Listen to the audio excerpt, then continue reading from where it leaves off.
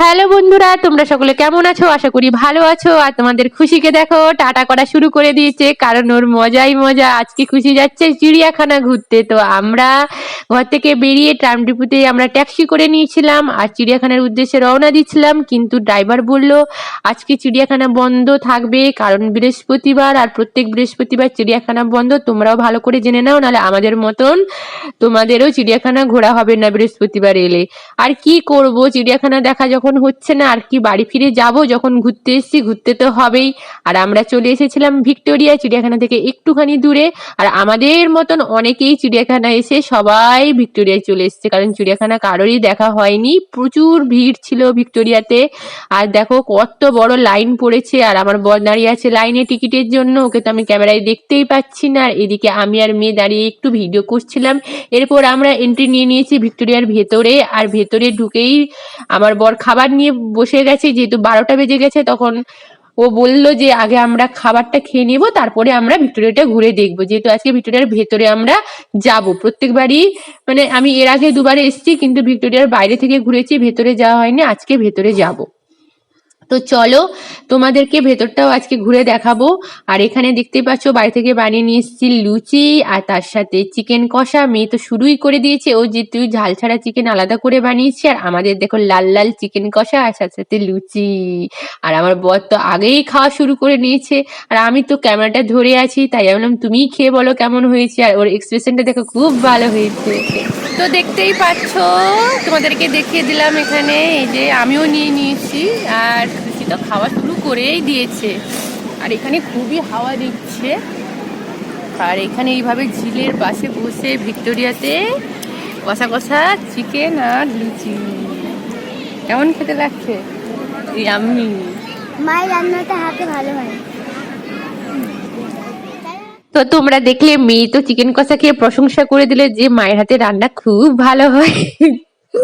আর এই দেখো আমাদের খাওয়া তো কমপ্লিট হয়ে গেছে। এটা হচ্ছে ভিক্টোরিয়ার পিছনের দিকে ছবি ছিল। এবারে আমরা সামনের দিকে এন্ট্রি নিচ্ছি। তো সামনে থেকে গিয়ে দেখলাম যে অনেকটাই ভিড় হয়ে গেছে, কতজন লাইন দিয়ে ভেতরে যাচ্ছে। তো সবসময় কিন্তু ভেতরে প্রবেশ করাই না এই শীতের সময়, মানে ডিসেম্বর মাসটা যেহেতু খুবই দর্শনার্থী হয় এখানে, তাই এই সময়টা মানে খোলা থাকে সবসময়, কিন্তু এটা খোলা থাকে না, মানে ভেতরে যেতে দেয় না। তো বাইরে থেকে ভিক্টোরিয়া দেখা যায়।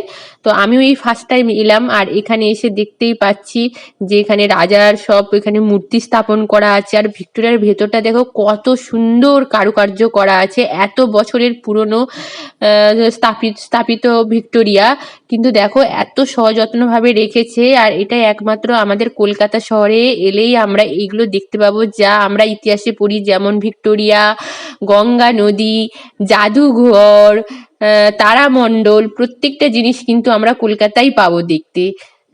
আর এখানে দেখো প্রত্যেকটা দেওয়ালে সুন্দরভাবে ছবি অঙ্কন করা আছে।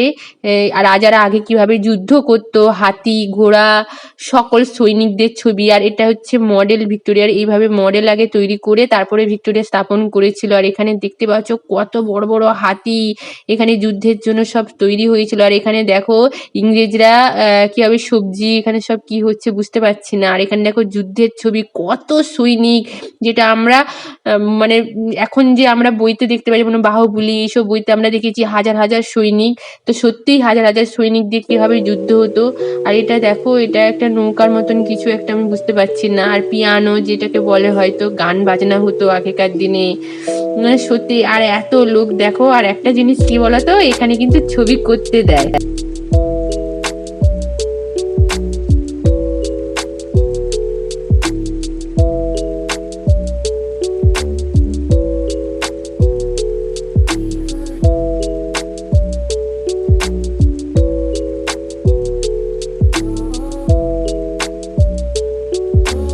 It helps the speaker lead his audience into the scene he describes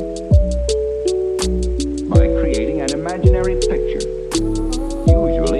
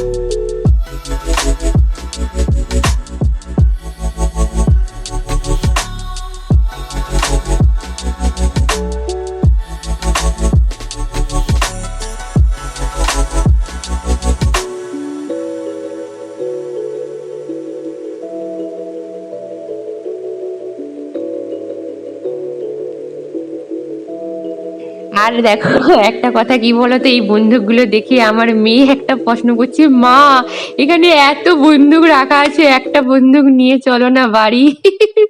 তোমাদের কারোর যদি বন্দুক লাগে তাহলে ভিক্টোরিয়া চলে আসো। না না, মজা করছি সত্যি। আর এখানে দেখো প্রত্যেকটা দেওয়ালে সিনেমার মতন করে পুরোনো যে ঘটনাগুলো, ঐতিহাসিক ঘটনা দেখানো হচ্ছে, কিভাবে যুদ্ধ হতো, প্রত্যেকটা জিনিস সুন্দরভাবে এখানে দেখানো হচ্ছে। আর দাঁড়িয়ে দাঁড়িয়ে এটাই দেখছিলাম, যেগুলো আমরা ইতিহাসের পাতায় পড়েছি, কিন্তু আজকে দেখো আমরা দেখছি, আমার মেয়েও দেখছে কিভাবে যুদ্ধ হচ্ছে। আমি বললাম, দেখ শোনা কিভাবে যুদ্ধ হয়েছিল, ইংরেজদের সাথে ভারতের লড়াই হয়েছিল, তারপরেই আমরা স্বাধীনতা ফিরে পেয়েছি, নালে কিন্তু আমরা ইংরেজদের অধীনেই থাকতাম। আর এই দেখে দেখে সময়ও হয়ে গেল বাড়ি যাওয়ার, যেহেতু আমার বড়মশাইয়ের পড়ানো আছে, তাই বাড়ি চলেই যেতে হবে, কিছু করার নেই। আর আজকে যদি ভিডিওটি ভালো লাগে তাহলে অবশ্যই আমার চ্যানেলটিকে সাবস্ক্রাইব করবে।